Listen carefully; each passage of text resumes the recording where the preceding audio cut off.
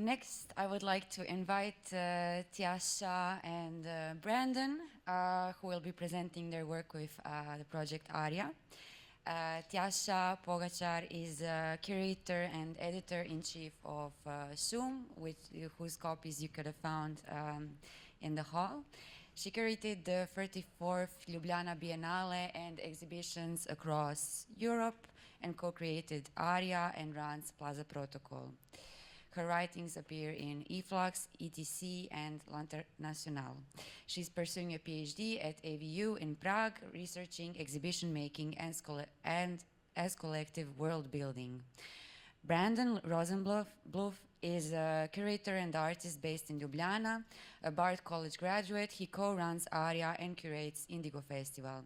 His texts appear in Šum, Of Luxo, and Kamizdat. He has collaborated with artists like Marieken Dance and Aisha Devi, and festivals such as CTM, Sonica, and Urvakan. Welcome to the stage, and I'll give the floor to you.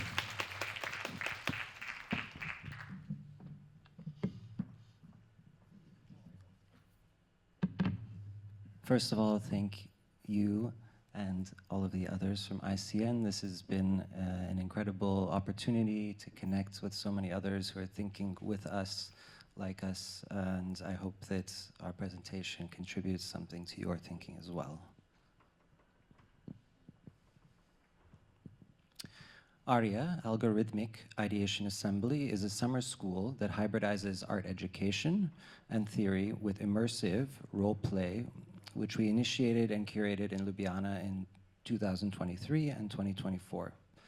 Each of the two editions of ARIA took the form of a week-long intensive for around 15 participants who immersed themselves in experimental role-played work while attending closed-door workshops by invited practitioners alongside a program of lectures, screenings, and discussions that were open to the public. Some of the echoes and voices of the assembly later found their way into SUM Journal for art and theory fiction. The ARIA dedicated issues are available to read online and in print. We have some copies here outside, which you are free to take home with you. The following presentation is a collection of various fragments, a mix of images from ARIA's world, from both editions, and echoes of various voices that through conversations or text inspired and shaped our thinking and experience with and within ARIA.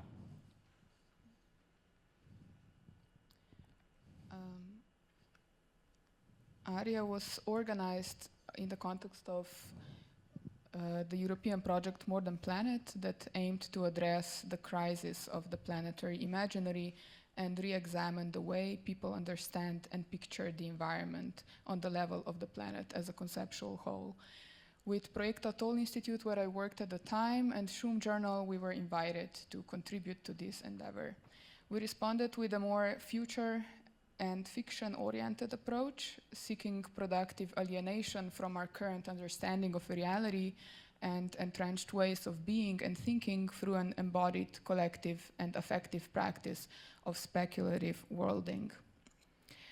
Offering not ready to inhabit world visions, but rather something more germinal, ARIA worked not to exit the world as is, but to provide openings within it, where other selves, other worlds, and other futures might blossom. ARIA didn't emerge so much in response to the crisis of imagination regarding alternatives to the present, which is usually the context in which role-playing or works that deal with futuring or fictioning are kind of legitimized or contextualized, but rather as an attempt to engage with the present at the level where subjectivity, identity, and reality are being produced, as a commitment to reimagineering the structures of our collective hallucination in a time when the world no longer seems to be organized by truth and fact, but fiction.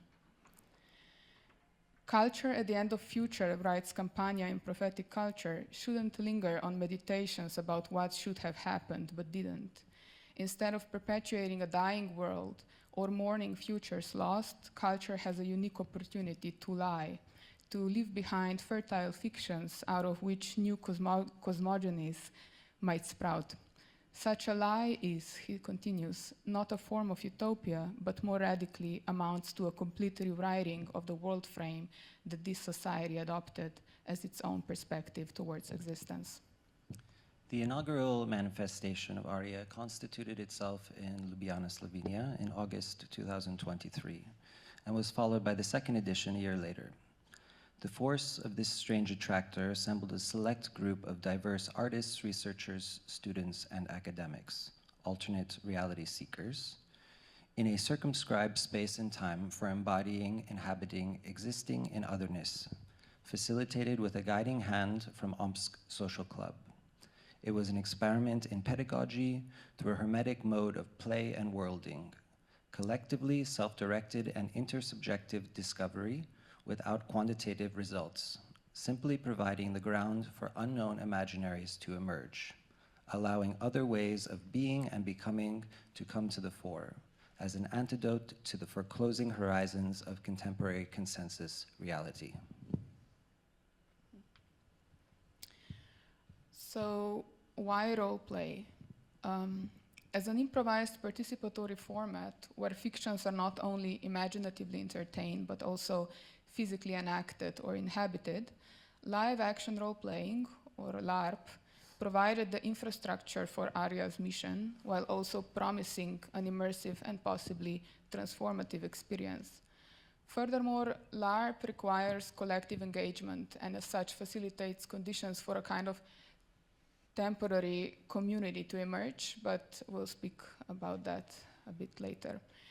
Roleplay can function as entertainment, for sure, but it can also serve as a powerful technology for remaking reality, particularly in a time when reality is increasingly experienced and engaged with as fiction, a condition brought into sharper focus perhaps during events like the US Capitol insurrection on January 6th in 2021. Yeah. Yet, rather than affirming one narrative over the other or simply trading one identity for another, role-playing in the arts, or at least in the way ARIA engaged with it, can become an experimental practice that, in the words of Karina Erdmann, who is one of the practitioners of LARPing in art context and theorists, and also was one of the participants in the second edition, may open us to the forms. Again, the role-playing can become an experimental practice that may open us to other forms of knowing, reconnect us to our sensual and social bodies, and enable us to recognize difference as desirable. While there are many different methodologies of role-playing, ARIA engaged with those developed within contemporary artistic practices that often work to decenter or suspend the figure of the game master, pre-written storylines or rehearsed scenarios. They suspend also pre-written storylines or rehearsed scenarios in favor of a more open, horizontal, and collective process of world building. One such methodology is called real gameplay, and it was developed by OMSK Social Club, who also designed and facilitated the main part of ARIA's collective worlding experience. Participants were very mixed in their level of experience with LARP, many with none at all, which included us initially. In order to concretize the foundations of the world, OMSK prepared a handbook with the seeds of a storyline, an elaboration on their methodology, and what was to be expected from the experience, along with the guidelines to be followed. Each group and individual received custom character sheets to use as a springboard for actualizing their in-game personas and interpersonal dynamics. These tools created structure to ground the characters and world without determining how they would bloom. The character sheets included the basics like a person's name, age, background, and motivation, in addition to more specific elements like their corresponding tarot card, favorite number, frequently used quotes, and noticeable behavior. The group description sheet included the group's name, key beliefs and aims, sacred technologies, important symbols, slogan, colors of dress, and public figures of interest. Images were included to convey the style of dress and demeanor that we as a group would take on. A member of each group would volunteer to take on additional roles, including oral historian, recording audio logs, and asemic scribe, pictorially representing their experience amongst other roles. The groups varied in size from 2 to 4 to 8 people, determined by the capacity of their co-living quarters, which greatly impacted the dynamics of each group. The past summer's real gameplay, ARIA World's End Hackathon in Krušća, Slovenia, spanned 5 days, with the first and last half days to be guided into and out of our characters and the world. The RGP lasted for 90 hours non-stop. It followed a highly structured schedule with silence in the mornings, followed by a guided bodywork session, different each day and always featuring contact and connection with others. Morning circle, where characters could share their dreams and impressions from the previous day. Group study to prep the group's worlding sessions. 2 workshops led by visitors from the future, and finally 1 group's worlding session to close each day.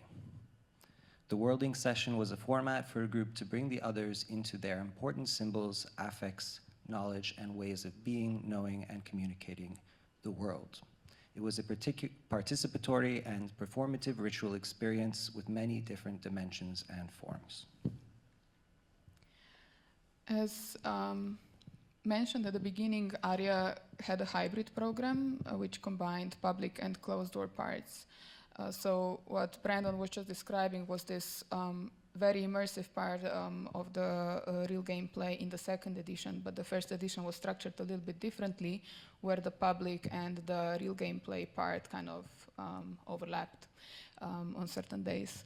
So the public part, which was also attended by people who were not role-playing, not in characters, not aware of the situation, consisted of lectures, discussions, screenings, and also some workshops that were attended both by the general public and the participants of the summer school. In the first edition, the participants, as said, were attending in character, intermingling with the audience within our everyday world, since the symposium happened during the RGP, while in the second edition, these 2 parts were separate. Nested within the closed-door part of ARIA, immersed in OMSK Social Club's real gameplay, were also then a range of different other contributions by other artists and practitioners who had been invited by me and Brandon. So they brought their own works, their own practices to the work, within the work of real gameplay of OMSK Social Club. So these visitors from the future, as they were called in the context of the real gameplay world, facilitated workshop sessions, including inhabiting other forms of consciousness in VR, experimentation with AI tools in an effort to deconstruct and reinvent language and communicate with sound, performative ethnographic excursions, game design, somatic techniques, and performance theory. These workshops, as well as all the lectures and discussions of the public program, provided concepts, methods, and tools for the players to employ and metabolize in play. ARIA thus offered also, in a way, an alternative way to mediate or encounter theory and art through the reality of roleplay, where they could be encountered and experienced from a different perspective, and also transformed by it. While some approaches to roleplay advocate isolation, minimizing encounters and spillover between game and outside worlds, ARIA's hybrid format aligns more closely with Karina Erdmann's view of roleplay as a rehearsal for colliding worlds, where players become liminal beings that walk and communicate between worlds, tracing their interwovenness, but also the way they may condition or cancel one another. So we spoke about roleplay now, but why a school, since ARIA was a summer school? As Patricia Reed argues, institutions of learning belong to worlds. I'm quoting here. They incentivize genres of knowledge that are relevant to the operations of their world, as if a total system. Their primary function is to adapt learners to said world discursively, economically, and skillfully. But what happens at the end of a world when its axiomatic cohesion begins to decay? Pedagogy must then face 2 questions, says Reed. How do we learn in adaptation to a given world configuration, the negative labor of making the irrelevance of structuring frames of reference intelligible? And the second one, how do we begin to think referential frameworks for an unconcretized other world, which is an affirmative labor for which inductive modes of knowing are inadequate because there are no memories available from a world that has yet to be inhabited? While ARIA does operate in frameworks which expect discernible outcomes to manifest, events, exchange, their documentation, it is a format which resists instrumentalization and pushes against the limits of traditional pedagogical modes, relations, and skill development. It functions in a space of unlearning and unknowing, shifting from a focus on the individual intellect to a felt, embodied, and collectively generated form of knowledge that is largely incommunicable, as well as being reinstated in a sacralized temporality connected to ritual. As philosopher Byung-Chul Han notes in The Disappearance of Rituals, the word school in ancient Greek is in fact meaning leisure and was originally meant to be a space of conversation and relaxation, not work. In his words, formative education is not a means to an end, but an end in itself. Through formative education, spirit relates to itself instead of subordinating itself to an external purpose, end quote. Additionally, as an art practice, role-play resists financialization, allowing it to exist in a most radical and exploratory, albeit precarious and liminal space. If a world, just a second. Okay. If, I quote, a world is a language spoken in habits, as write Alina Popa and Florin Flueras in Unsorcery, then world building involves also world losing, which we already heard today in Simon's great lecture. So to lose the world is to speak a language massively indifferent to meaning in that world, say Alina and Florin. ARIA might not make much sense to an outside observer, for example, the audience who were attending the public presentations in the first edition, or to maybe some random passerby in Krušče during the 90 hours of role-playing. But from the perspective of the existing world, an otherworldly signal can easily register as meaningless noise. Discerning it requires learning to prehend differently, a shift in perspective that also entails a shift in position. We're already moving from spectators of otherworlding to participants within it. But participation does not imply full access. As Aaron Birtalan, one of the participants and also speakers and mentors in ARIA, points out, there is always an otherness that we are participating in that negates our ability to fully own the experience. He continues, playing reckons that being is always a being with. There are bits of us that will always elude our grasp, and those things participate back in ourselves. Reflecting on their practice, inspired by somatic techniques and mystical writing, Aaron considers playing as a fellow creature that emerges from the haptic amongst, as they call it, that no single player fully controls, even as they're immersed in and exposed to it. To stay with that, says Aaron, a certain kind of sensitivity rather than activity is required. If role-playing, conceived as such, has anything to do with pedagogy, it is a kind of negative pedagogy, or pedagogy of the negative, suggests Aaron, which starts with the recognition that being open to the world, that's a quote, is not something one can opt in and out of voluntarily. It's not the players or the facilitators who has to be in the know. It's up to the roles and the relationships, situations between them to be the smart ones. Tending to this is much more about taking away what we know about the world and ourselves and running our fingers through our shifting boundaries than accumulating knowledge. End of quote.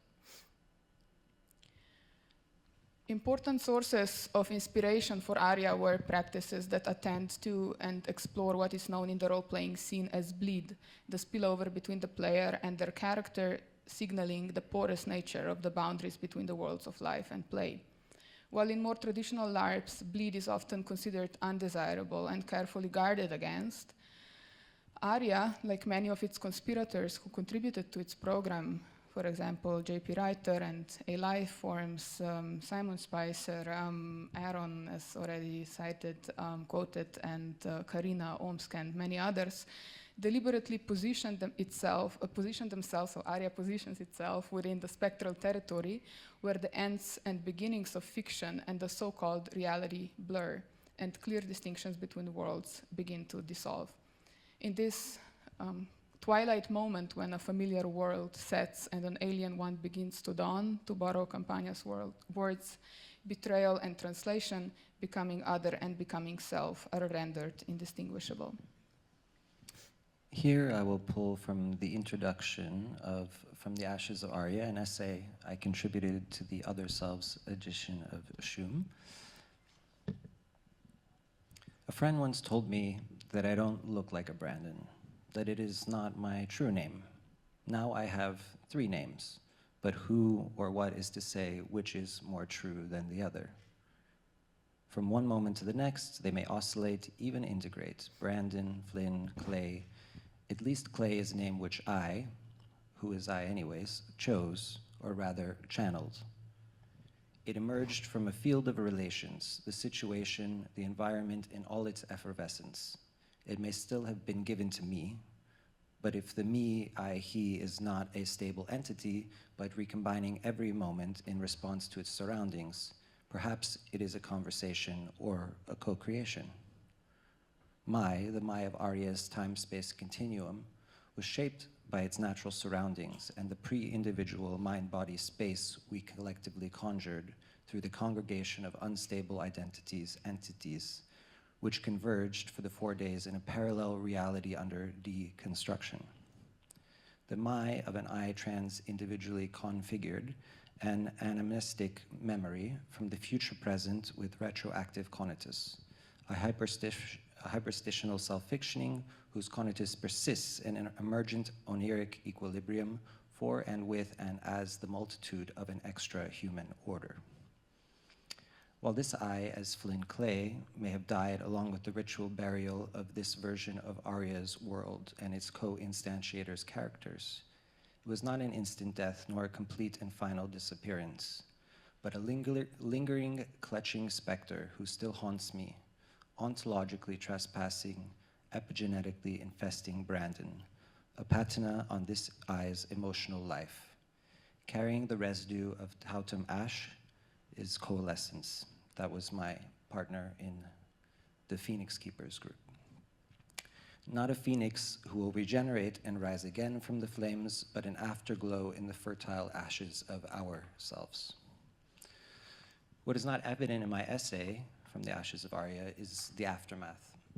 Upon the conclusion of the world with a funeral bearing each group's time capsules, we had a debriefing and integration session, which is a critical element of the RGB format, as it is with psychedelic ceremonies.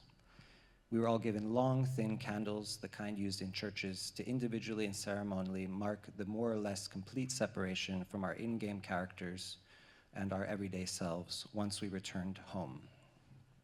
I even ended up with 2 of these candles, but somehow I never managed to burn either one.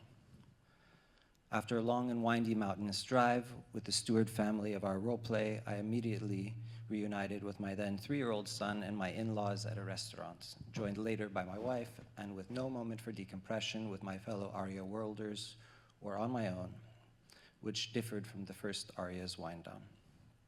My, quote, normal self and role as a father was violently thrust back upon me, creating a cognitive dissonance despite the joy I felt in reconnecting with my family.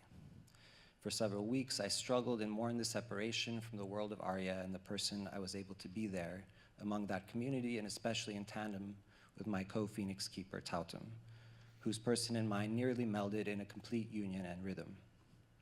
I was the self I aspired to be, a full-time researcher, thinking and feeling through concepts, applying theory to life with and amongst a group of like minds and bodies in a reality where meaning and connection was condensed, intense, and constantly lived.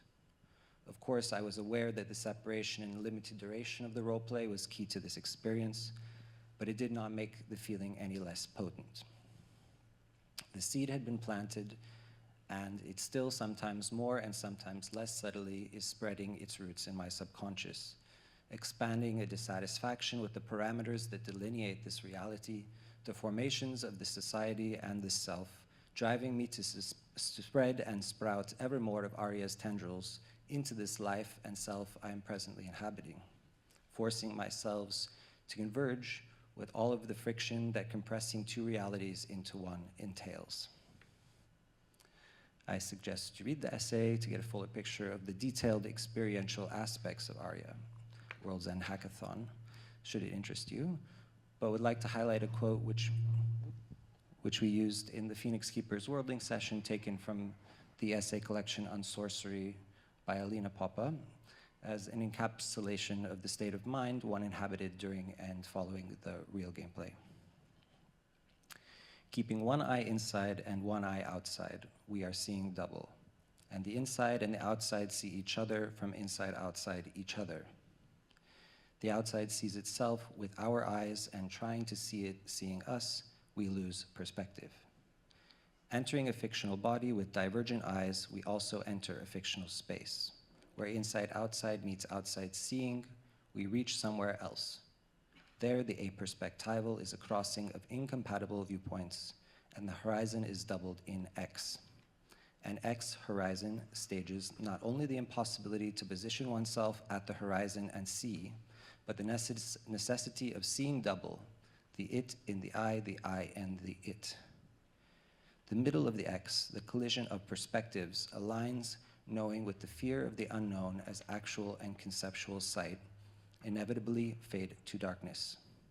To alienate oneself and become more what is not within one represents an enabling rupture that leads beyond thought. To carry an X-shaped perspective is to oscillate between worlds.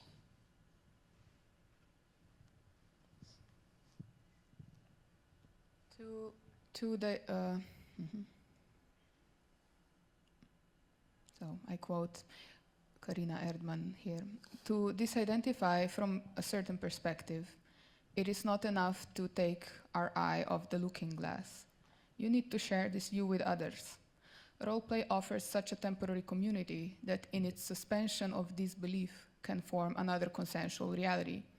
The important part is that this goes beyond theory. How does it feel to actualize and enact other worlds, even if just for a moment? End of quote.